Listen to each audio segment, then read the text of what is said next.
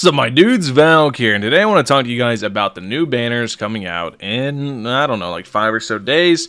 They went ahead and dropped them on the in-game notifications, so we're going to look at them, but basically you guys already knew what the banners were. It is Shenhe and Ayaka, which are both really good characters, along with Mika, Sucrose, and Diona. In my opinion, this is a super solid banner because Sucrose alone is a very strong character. If you don't know what Sucrose does, she essentially buffs your team's EM. Sucrose has, well, especially if you get Sucrose cons, but Sucrose's C6 is very powerful if you manage to get it. If her skill, or is it her ult? Okay, it's if her ult triggers an elemental reaction, or an elemental absorption, all party members gain 20% elemental damage bonus for the corresponding absorbed element. It's like Kazuha Light, essentially. But the fact that you combine that with her second passive, which increases all party members' elemental mastery by an amount equal to 20% Sucrose's EM for 8 seconds, ends up becoming very strong. Diona, you guys all know Diona is insanely cracked as well. Diona is just a giga healer and a shielder. She does both. And she also buffs EM. That's another thing. I think it's with her constellations. Yeah. So EM, elemental mastery is increased by 200% when HP is above 50% whenever you're inside of her ult radius. So a 200 EM increase is very nice. And then we have Mika. I can't show Mika in game, but the TLDR Mika. Mika is a healer and an attack speed buffer, mainly focused towards physical damage. And at C6, Mika gives physical crit damage, I believe, which is really strong.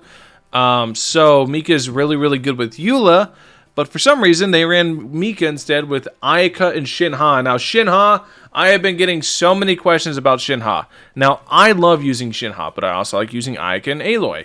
Shenhe is a cryo-specific buffer, mostly to cryo, to where the only thing you care about in Shenhe is building attack to the moon.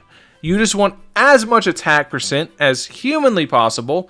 You want to put on a bunch of attack pieces and get her attack as high as you possibly can. Even her weapon accentuates that with 741 base, 17% attack.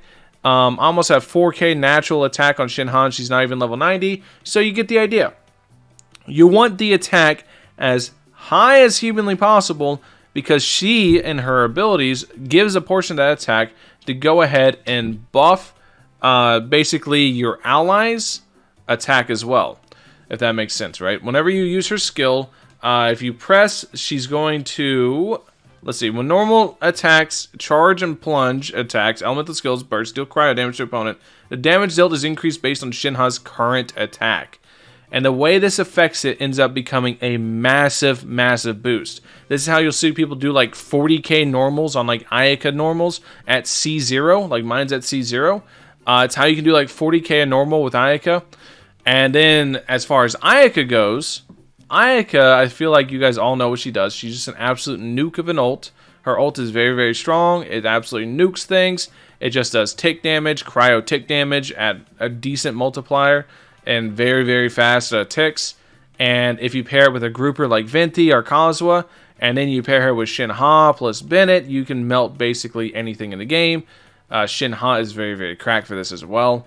So yeah, I think that the two 5-stars go good together. Now, if you don't have a main cryo damage dealer, I don't think you should summon for Shenhe unless you just really want her, because I'm gonna be real, she's hot. That's basically it. She's just really hot.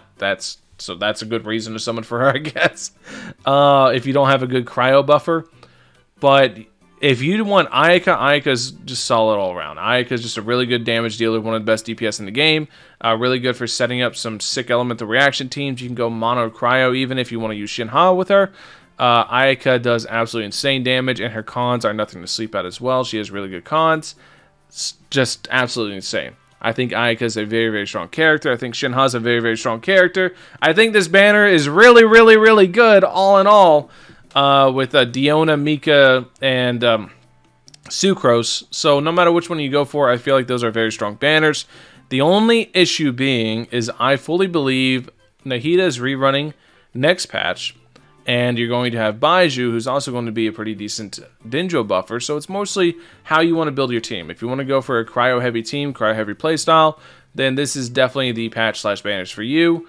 Or if you have Eula and you love your Eula, there is Mika to go for.